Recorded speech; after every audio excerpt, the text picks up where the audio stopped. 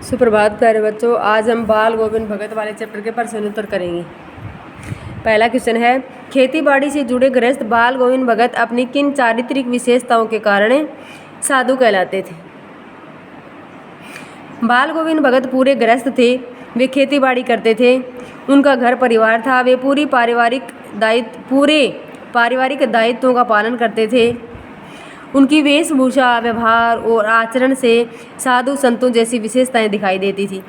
उनकी हर वस्तु साहब की थी। वे खेत की फसल पहले साहब के दरबार में ले जाकर भेंट करते और वहां से प्रसाद के रूप में जो प्राप्त होता उसी से परिवार का गुजारा करते। इस प्रकार गृहस्थ होते हुए भी लोग उन्हें साधु के समान सम्मान देते थे। दूसरा क्वेश्चन है, भगत की पुत्र वधू उन्हें अकेले क्यों नहीं छोड़ना चाहती थी? भगत की पुत्र वधू एक सुशील, संवेदनशील और कर्तव्यनिष्ठ नारी थी।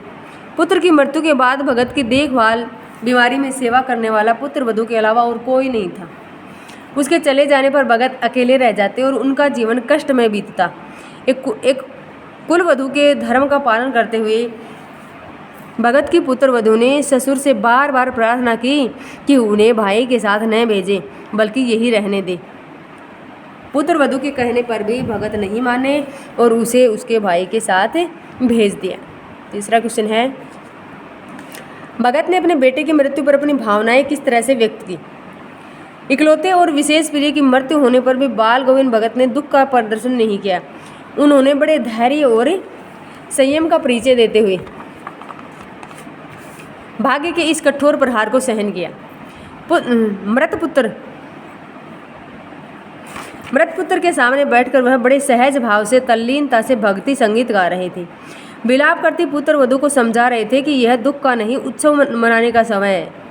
पुत्र की विरहिणी आत्मा अपने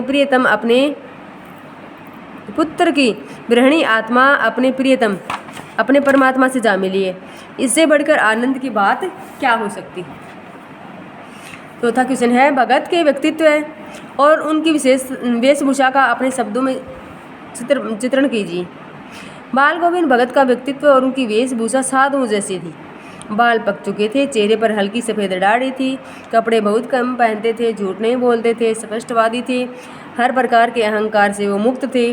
गृहस्थ जीवन बिताते हुए भी सच्चे संत थे। उनका गोरा रंग था, आयु 60 साल से ऊपर थी। इस तरह से हम उनकी बहुत सारी व्यक्तित्व की विशेषताएं लिख सकते हैं।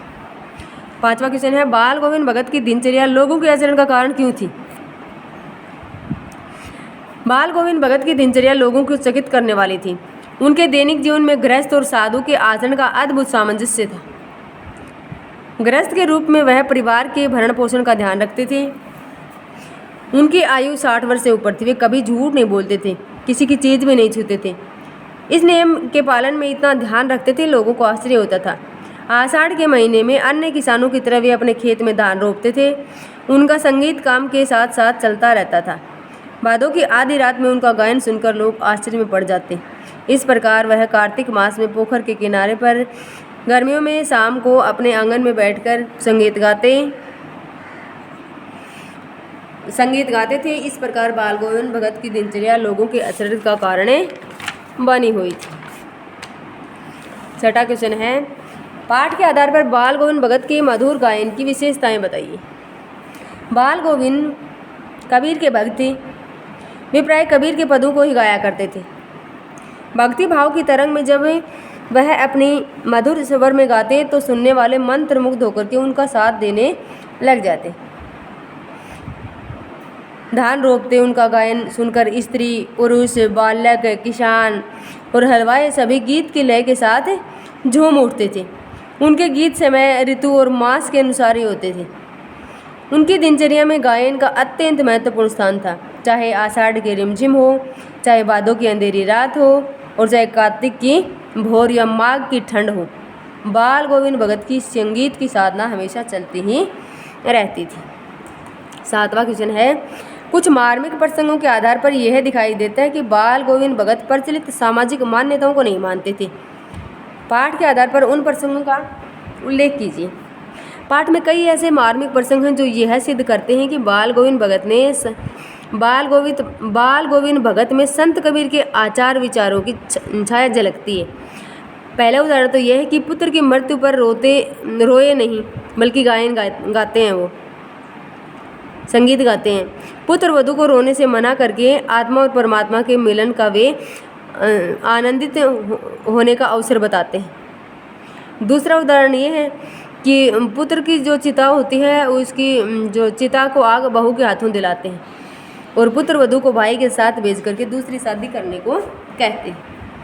8वां क्वेश्चन है, धान की रोपाई के समय समूचे माहौल में भगत की सवर लहरियाँ किस तरह चमत्कृत कर देती थी? उस माहौल का सब चित्र प्रस्तुत कीजिए। आषाढ़ का महीना है, रिमझिम वर्षा हो रही है, गांव के सभी किसान अपने खेतों में धान रोप रहे हैं। बाल गोविंद भगत भी अपने खेतों में कीचड़ से लथपथ होकर धान रोप रहे हैं। उसी समय जैसे एक मधुर स्वर गूंजने लगता है तो सभी लोग आश्चर्यचकित हो जाते हैं। Thank you.